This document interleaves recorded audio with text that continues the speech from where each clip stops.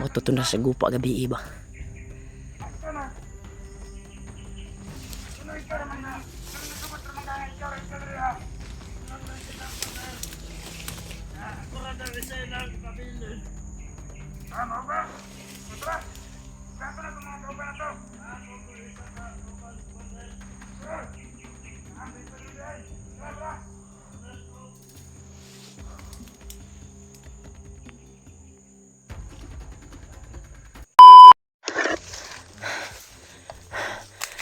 Bantay-bantay lang brad ha. Kaya init ka kung kuwan brad. Init ka kung banda na. Yan tol. Relax na brad eh. Brad. Kaya na rin yung uwak si sul-sul sa tuwa ba? Nabahan ako. Kagabi tol ay sa aming paglalakbay ay may nangyari talaga kagabi na hindi namin inasahan. Dahil pinasok namin yung may narinig kasi kami kagabi na nanghingi ng tulong.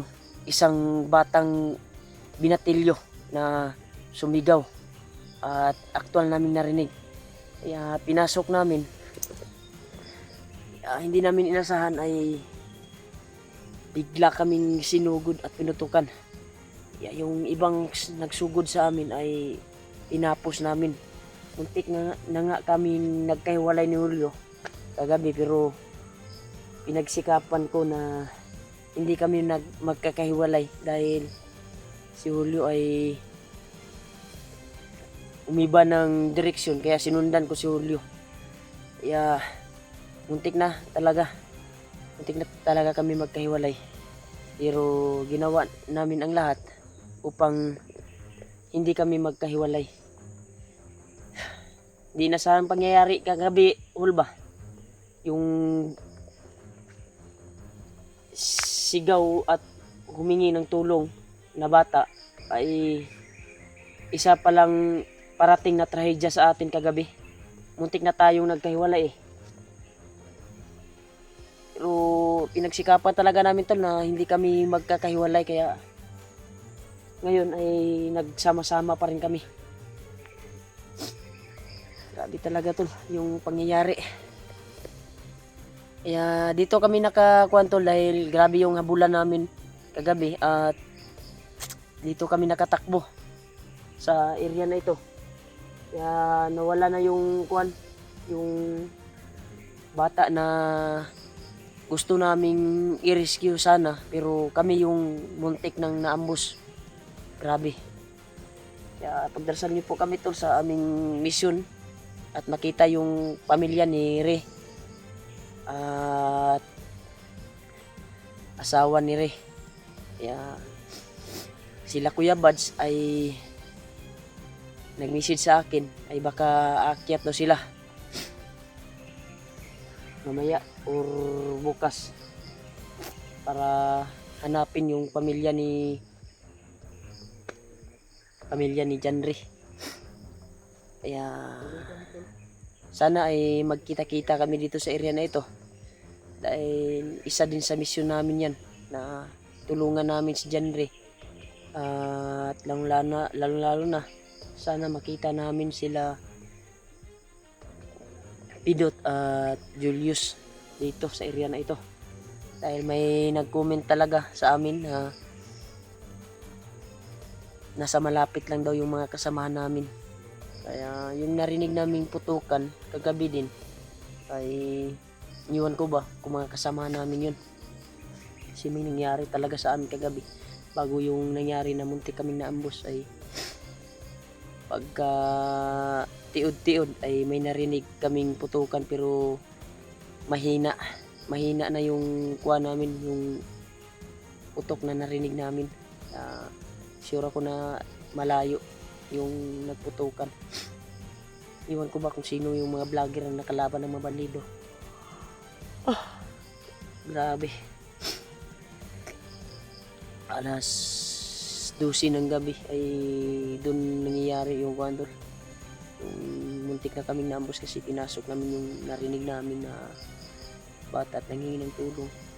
Parang palagay ko sa bata na narinig namin ay nasa 12 anyos, 10 anyos siguro, dahil marunong na magkuhan kasi bata talaga yung narinig namin tol.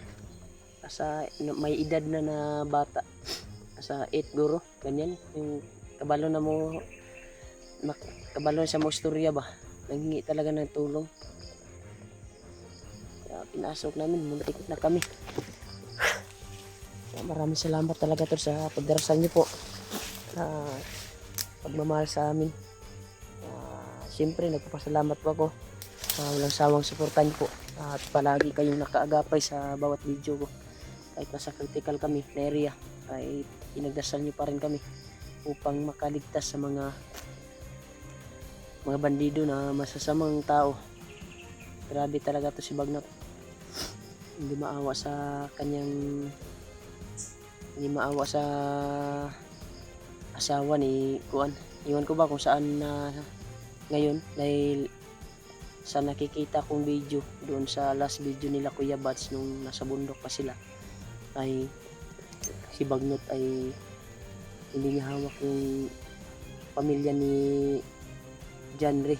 Parang tauhan lang yung naggunit ba, kuan ba, naghawak. Kaya sana ay matsimpuhan namin at makita at ma-rescue namin, makauwi kaming dala namin yung pamilya ni Janre at kanyang anak dahil napakaawa. At isa pa dun ay buntis yun yung asawa ni Janre.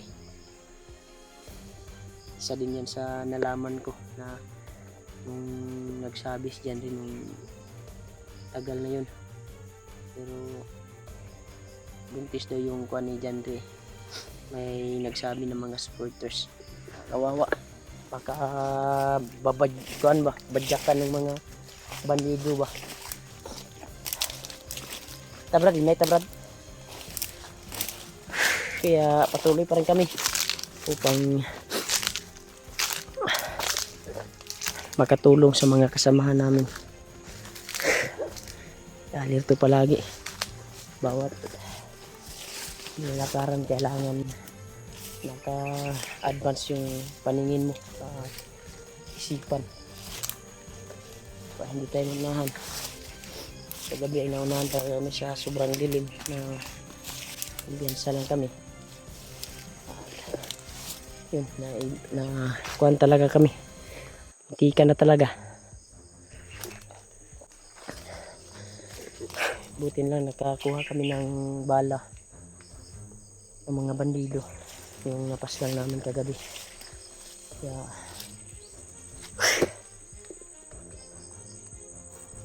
ay dito kong kuhan dito tumina wait. Brad, duda ko ni area brad na atong isudlan karon murag na gyud nagdala diri commander ba. Murag wala na si gay na panigainit akong kuan. Wala na si Bulpit. Buhay pa yung isang commander si Mayo, si Tangkad. Kanang kamay man yun ni kuan. Bagnot. Tingin ko ba, kanang kamay daw ni Bagnot. Hindi ko na, kuan kasi matagal na ito yung hindi nakalaban. Sigurado ko brad. Si kuan kaya, si Commander Takloy kung saan na kaya. Takloy, no? Matagal na yun. Pagka pinas lang siguro ni kuan, Bagnot. Kasi yung Takloy na natulungan nila Dib, ay hindi yun si Commander Takloy eh. Hindi tumao. Hindi man tumao. Tumao nga commander. Iba yun si Commander Takloy eh, Ano yun? may kuan yun eh. May pula. May sakto na kuan pod ba? Agimat ba o di kuan ni kuan? Kuan ni Bagnot. Ha? Kuan ko ba yung dating nakalaban natin biglang nawala yun ang commander. Sino?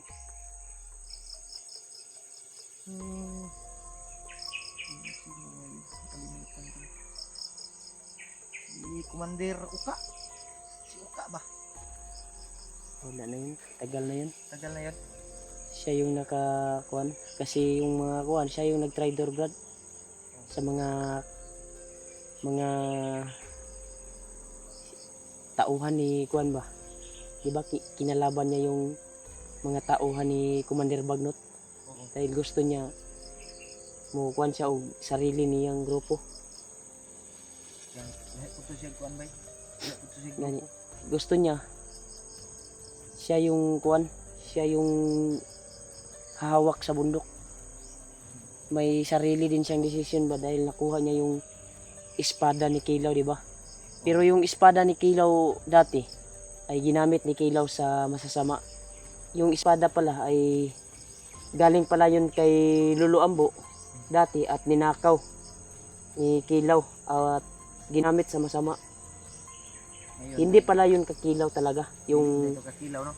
yung espada niya dati. Pero yung espada ni Kilaw ngayon at iwan ko ba kung saan yan galing, Kung ano man na. pero ang mas makapangyarihan na espada ay yung nakalaban natin siya dati na yun pala ay galing sa kaninunuan ng sa kuan ni Lolo Ambo ba Lagi, katong at ninakaw at ginamit sa masama. At ngayon ay nung nawala nung nakalaban natin dati si Uka, di ba? kinuha yun yung uka, no? Si Uka yung nagkuha ng espada at biglang nawala si Commander Uka, di ba? At nagtago daw sa kuweba. Iwan ko ba? Ngayon, Hanggang ngayon walang balita sa kanya, kahit si Bagnot walang balita nga. Kasi si Uka ay gumawa ng sariling grupo yun sa dati, di ba? baka nagbago na yun, Brad. Baka nagbago na siguro, no? Hindi ko alam. Iwan ko lang. Si, ano, Brad? Si Spider-Man din. Saan na nga yung si Spider-Man, Brad? Iwan ko, Brad. Hindi na natin nakikita. Kung saan na ngayon si Spider-Man. Wala ding balita, wala ding sabi-sabi sa mga bandido. Walang mga balita sa kanila na narinig natin. Oo. Yung mga bandido. Ano, lakbay tayo? Tuloy tayo. Wala tayo ha, kasi may nararamdaman akong kakaiba sa mga area na ito eh. Baka magaya tayo kagabi. Muntika na.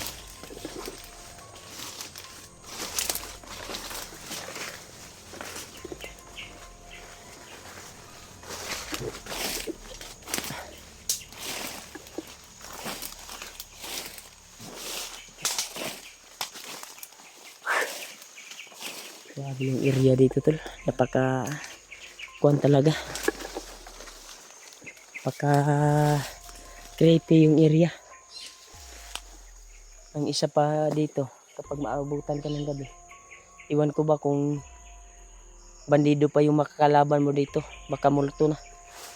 Pero hindi naman tayo takot sa multo. Dahil may mga kuwan naman tayo, anting galing ba, na kayang makipaglaban at makipagbakbakan.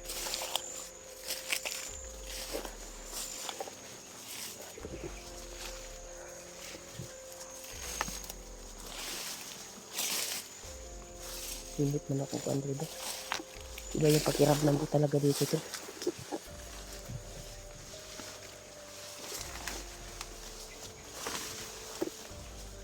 Brad. Dito ka.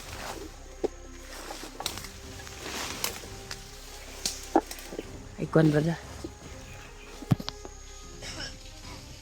kuwan tayo. Ayok, kuwan kayo.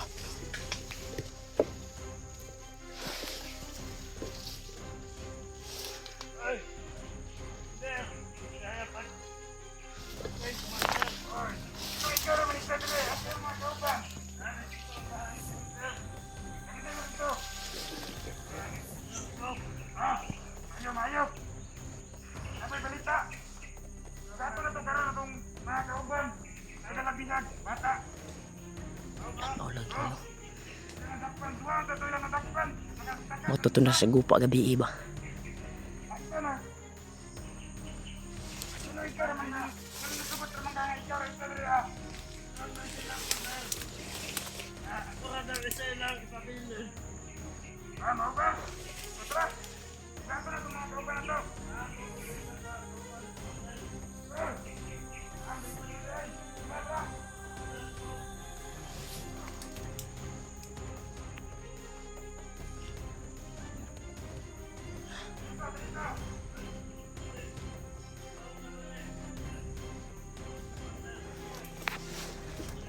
Baka yung nakalaban na encounter natin kagabi, yung may dalang bata. Narinig natin ba? O siguro na. May Dili mo tuwigi mention niya nga sugaton. sugaton. Yan eh. Salubungin na nila. Malayo yung kinakbuhan natin.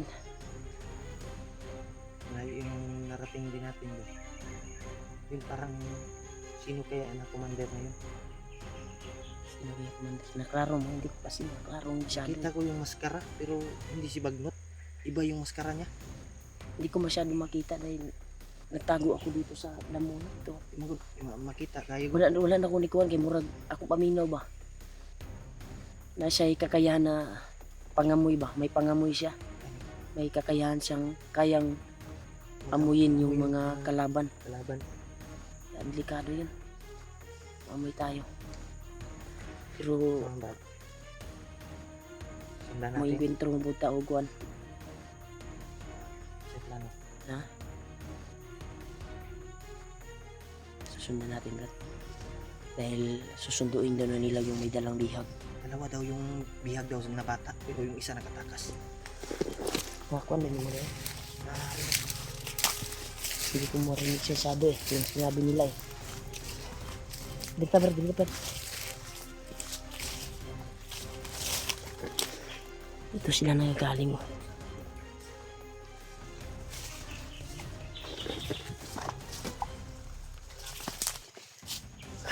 Bata, Brad.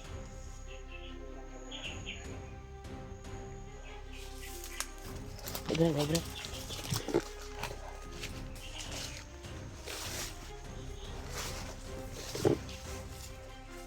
Ayaw, pedas dalos ha. Ito pedas dalos dito.